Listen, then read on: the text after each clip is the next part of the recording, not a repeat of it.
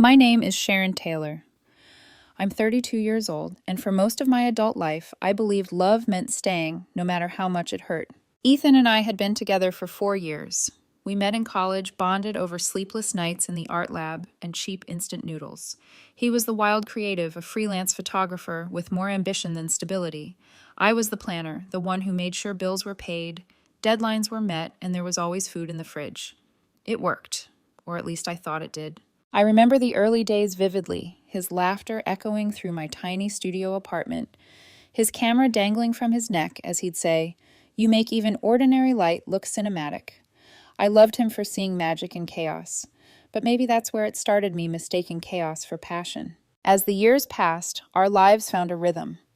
I worked in UX design, 9 to 5 stability, while he chased unpredictable gigs that somehow always ended with me covering rent.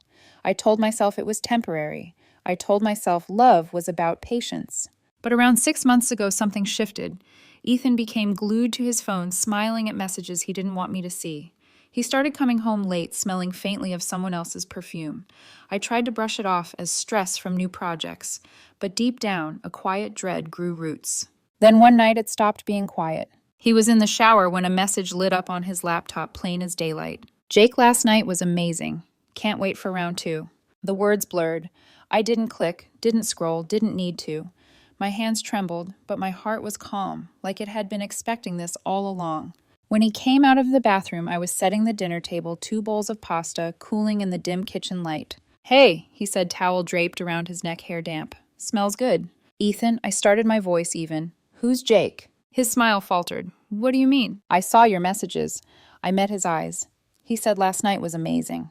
A long pause. Then that look.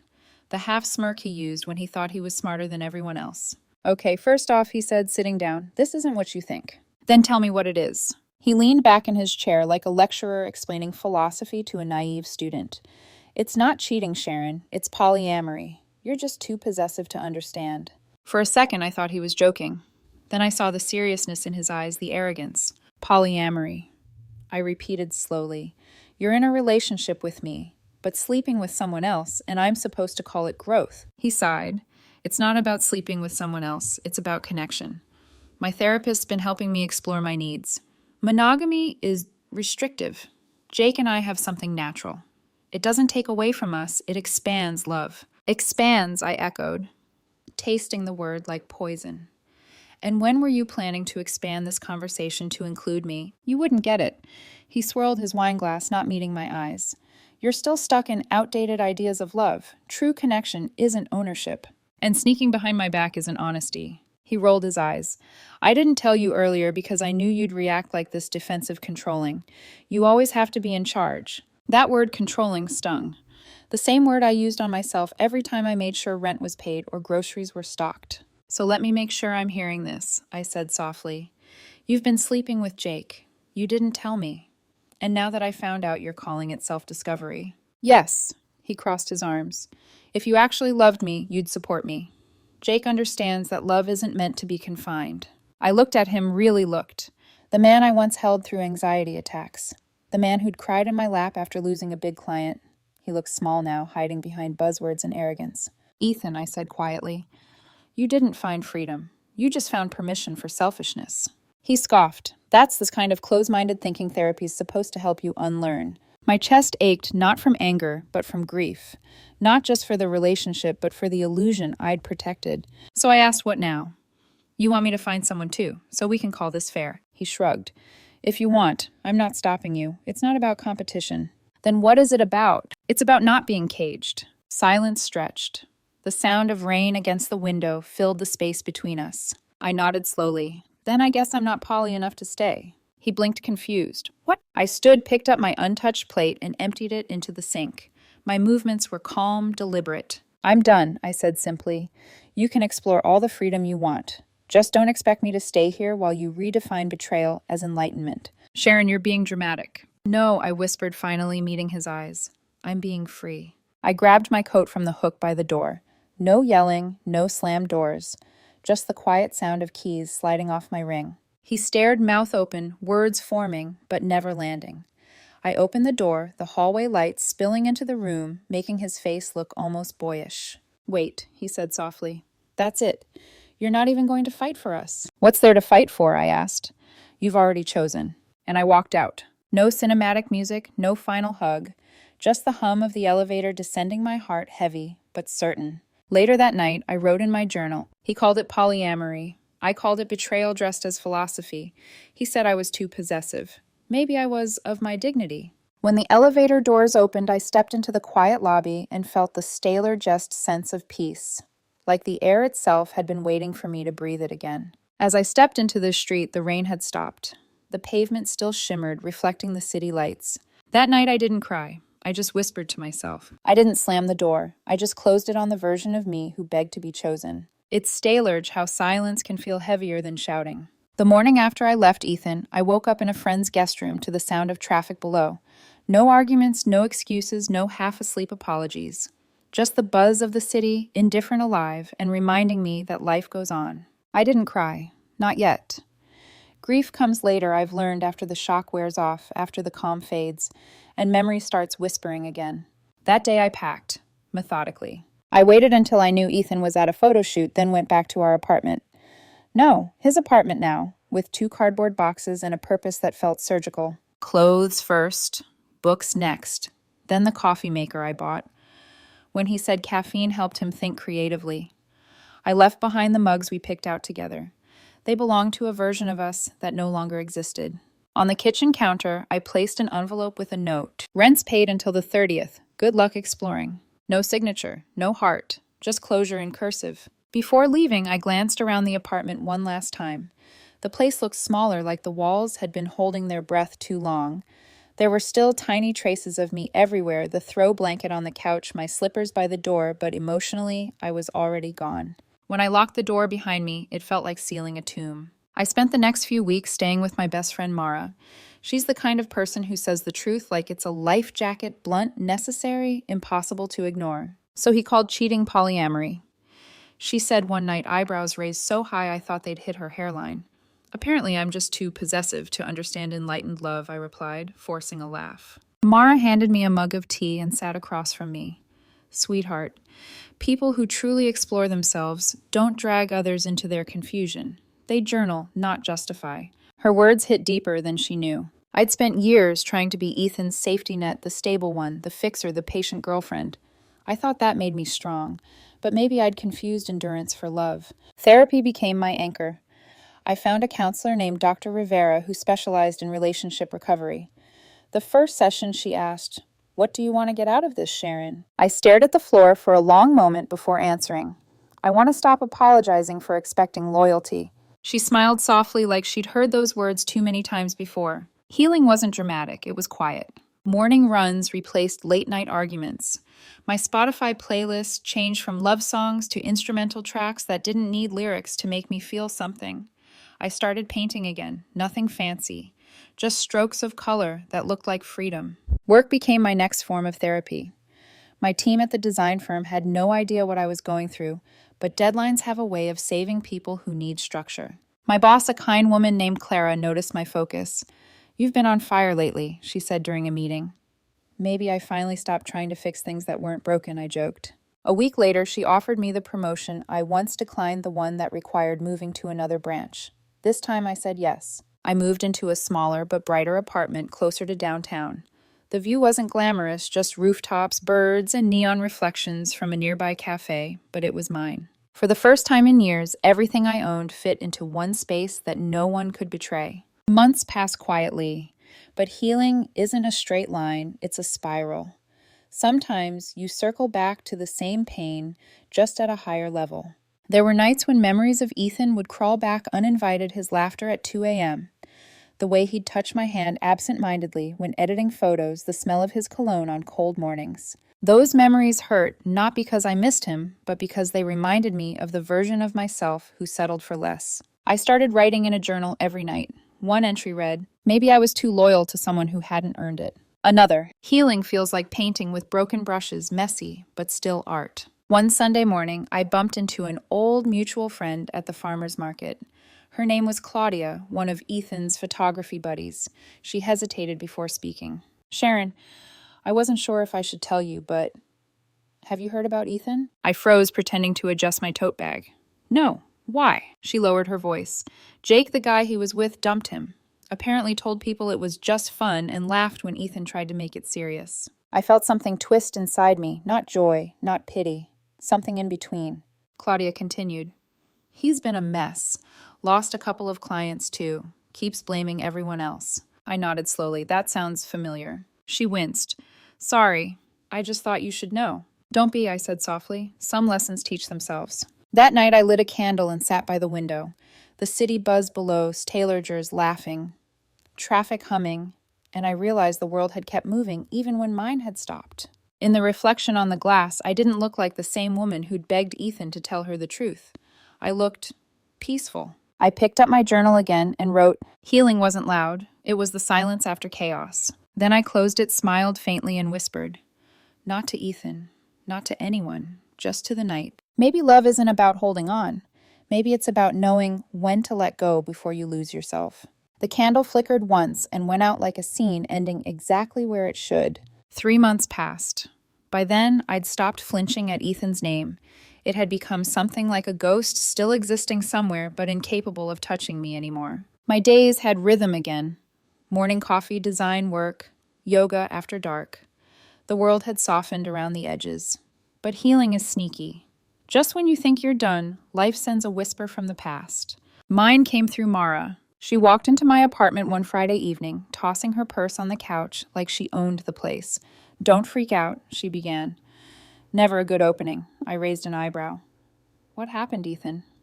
She said, lowering her voice. Apparently Karma's collecting receipts. I didn't ask for details right away, but she continued anyway because of course she did. He tried to make things official with Jake, the guy he cheated with. Jake laughed at him, told people Ethan was too emotional for a poly setup, then dumped him in public at some rooftop bar. I stared at her for a moment, waiting for anger, vindication, something, but instead I just felt nothing. Wow, I said, simply sipping my tea. That's unfortunate. Mara frowned. You're seriously not gloating. Come on, you earned at least a little satisfaction. I smiled faintly. No, I just don't feel connected to it anymore, like watching a storm from inside a quiet room. She leaned back, studying me. You've changed. I had to. The following week, the grapevine kept delivering updates, uninvited, unrelenting. Claudia texted me out of nowhere. Hey, just FYI, Ethan lost 2 clients, missed deadlines, drama with his photographer circle. You didn't hear it from me. I didn't reply, but I stared at the message longer than I wanted to admit. There's a Staylorge sadness in watching someone self-destruct, even if they once hurt you. You recognize the same hands that once held yours, now reaching for nothing. That night, I sat on my balcony looking out at the city lights. I whispered to myself, you can't save someone who mistakes drowning for swimming. My own life, meanwhile, began to blossom in quiet, ordinary ways. At work, I launched a redesign project for a major lifestyle brand. It was the kind of challenge I'd always wanted, complex, creative, demanding. The younger designers started calling me Coach Sharon, half joking, half serious.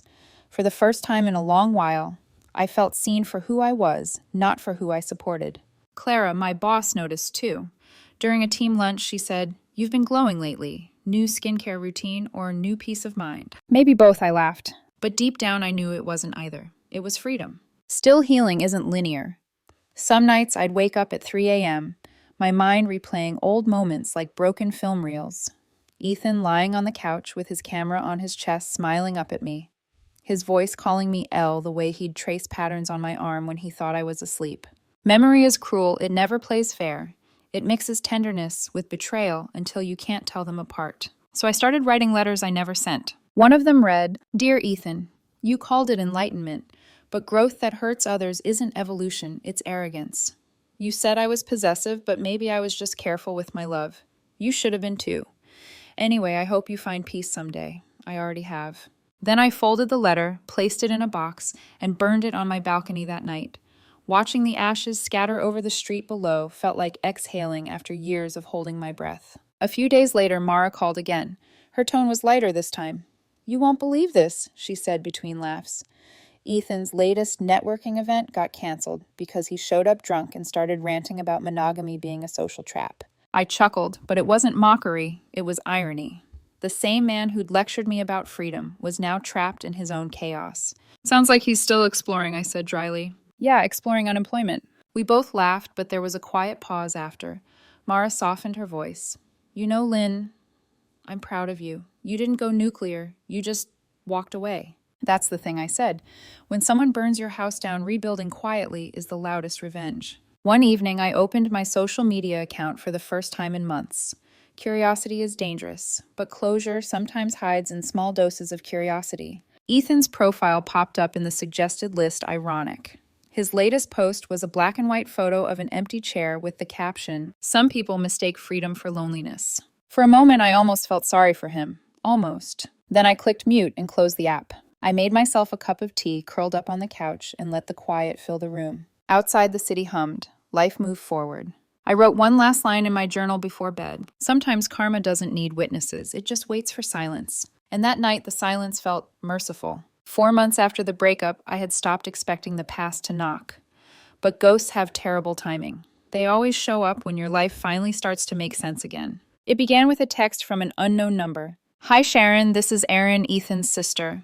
I know this is random, but he's been going through a rough time. He really regrets what happened.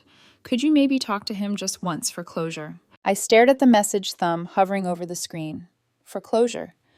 The irony almost made me laugh. Closure wasn't a conversation. It was a boundary. Still for a moment, I felt that familiar tug. The part of me that always wanted to fix things, to make sure everyone else was okay, even when I wasn't.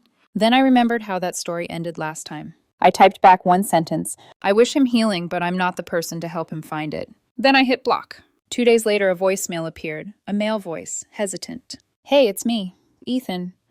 I know you probably don't want to hear from me, but God, I messed up. Jake was a mistake. He didn't understand what I was trying to do. None of it felt real. I thought polyamory would fix me, but it just broke everything. Can we talk? Please, just coffee. His voice cracked at the end. Once upon a time, that crack would have shattered me. Now it just echoed. I listened twice, then deleted it. No reply, no explanation, just silence. The next day, I mentioned it during therapy. Dr. Rivera leaned forward slightly. What did it make you feel? Guilt, I admitted. But not for him, for how easily I almost answered. She nodded. That's natural. You're not tempted by him, Sharon. You're tempted by closure. The brain confuses them. So what should I do? She smiled. Exactly what you're already doing. Protect your peace. Don't open a door you worked so hard to close. A week passed.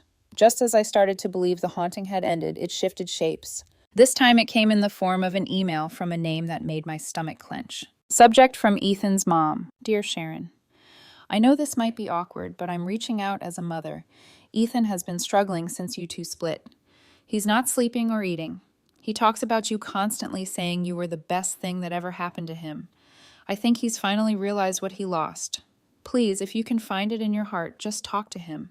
I truly believe you are good for each other. Love deserves a second chance. Marianne. I sat back in my chair, staring at the screen. Love deserves a second chance. Did betrayal? I took a deep breath and typed my response carefully, each word deliberate. Dear Marianne, I appreciate your concern, but my chapter with Ethan is closed. I hope he finds healing, but that journey no longer includes me. Please don't contact me again about this. Respectfully, Sharon. Then I hit send, closed my laptop, and let the silence settle. That evening, I met Mara for dinner. She could tell something was off the moment I sat down. Let me guess, she said, crossing her arms. He's back. Worse, I muttered. He sent his family. Her eyes widened. You're kidding. I wish I was. Mara exhaled, shaking her head. Classic manipulation move. When they can't control the narrative, they outsource the guilt. I laughed, half out of disbelief, half to keep from crying. It's working less and less. She clinked her glass against mine. That's called progress, babe. But that night, when I lay in bed, the messages replayed in my mind like background noise. The desperation in Ethan's voicemail. The pleading tone of his mother's email. I tried to ignore them, but empathy is a stubborn emotion. There was still a small part of me, the caretaker, the fixer, that whispered, maybe he really changed. But then another voice, colder and wiser, answered, maybe you just forgot how much it hurt. Days turned into weeks. I thought the storm had passed. Then one evening, as I was cooking dinner, my phone lit up with another unknown number. For some reason, I answered.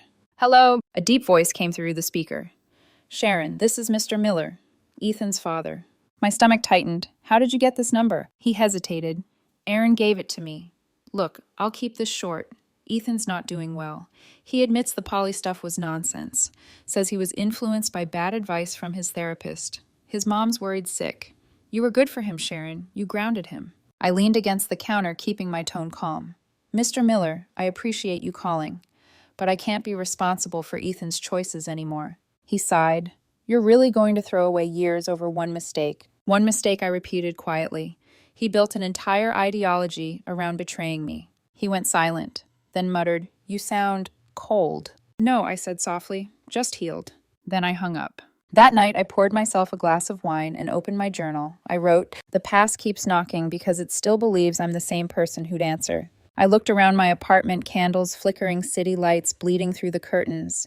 It was peaceful, lived in mine. I closed the journal and whispered, Closure isn't owed, it's chosen. And for the first time in months, I fell asleep without dreams of him. It was a Wednesday night in early spring, quiet, uneventful, the kind of night that used to make me restless when I was still with Ethan. I was halfway through cooking dinner when I heard 3 slow knocks on my apartment door. At first, I thought it was a neighbor. The building was small, friendly enough, but then silence. No second round of knocking. Just the faint shadow of someone standing behind the frosted glass.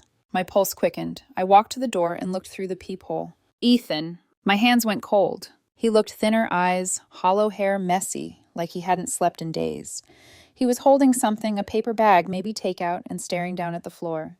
I considered not opening. Every instinct told me not to. But closure doesn't always knock politely. Sometimes it arrives in the same form as the pain that made you stronger. I opened the door halfway, keeping the chain locked. Sharon, he said softly, like my name was something fragile. Can we talk? My voice was steady but distant. What are you doing here, Ethan? He lifted the bag slightly.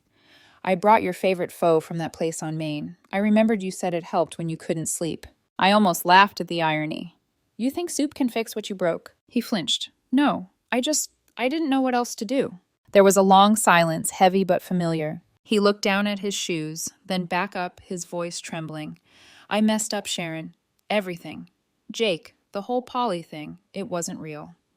I thought it made me enlightened, but it was just me trying not to feel small.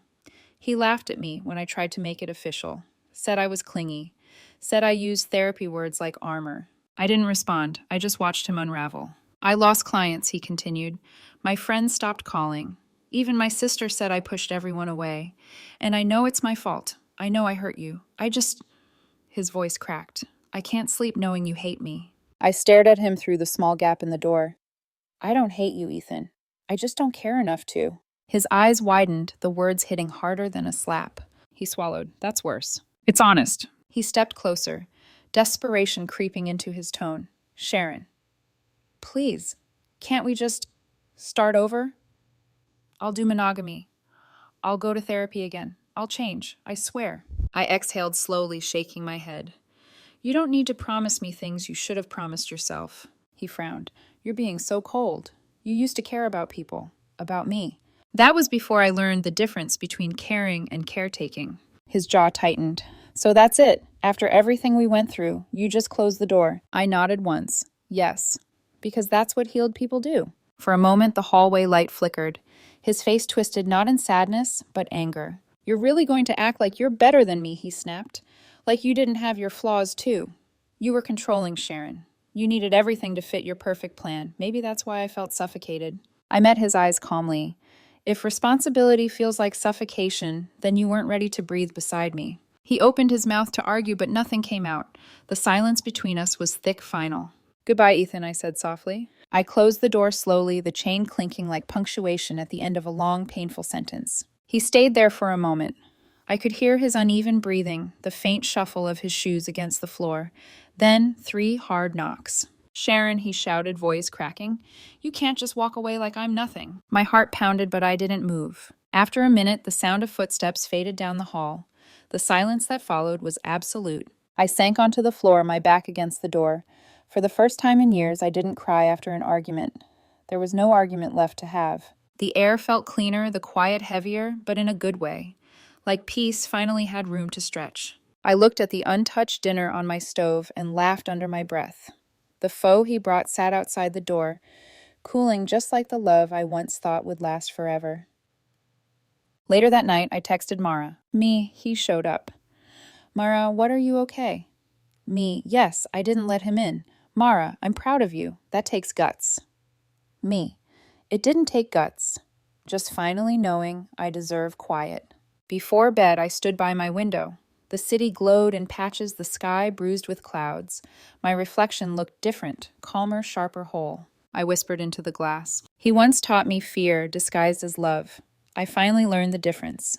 And with that, I turned off the lights and went to bed alone, but never lonely again. I thought that night at the door was the end of it.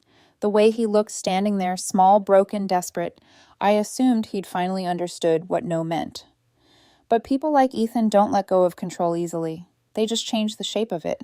A week passed before the messages started again, not from him directly, but from everyone orbiting him. The first came from a mutual friend, Claudia. Hey, Sharon, I know things ended badly, but Ethan's really struggling. He told us you won't even answer him. Could you at least give him closure? He's not the same person anymore. I read it twice, feeling a familiar tightening in my chest. Not from guilt, from recognition. The same old manipulation, repackaged in someone else's voice. I replied simply, Claudia, please don't get involved. I wish him healing, but I'm not reopening that door. She didn't respond. I blocked her the next morning. Then came the next one, an unknown number again. A woman's voice message, this time teary and breathy. Sharon, this is Kara, Ethan's friend. Please don't be heartless. He's breaking down. He told us you were the only person who made him feel safe. He just wants to talk. Don't punish him for trying to change. Heartless. That word hit differently now, not because I believed it, but because I remembered when I used to fear it.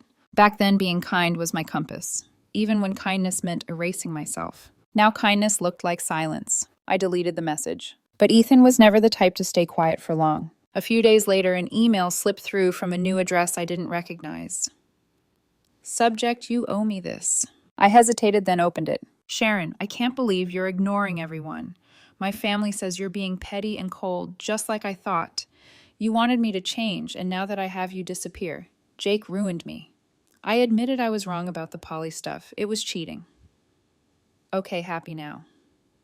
But you walking away without giving me a chance to make it right just proves you never cared. As much as you pretended, you don't get to act innocent. You had control issues too. I tried to grow, and you punished me for it.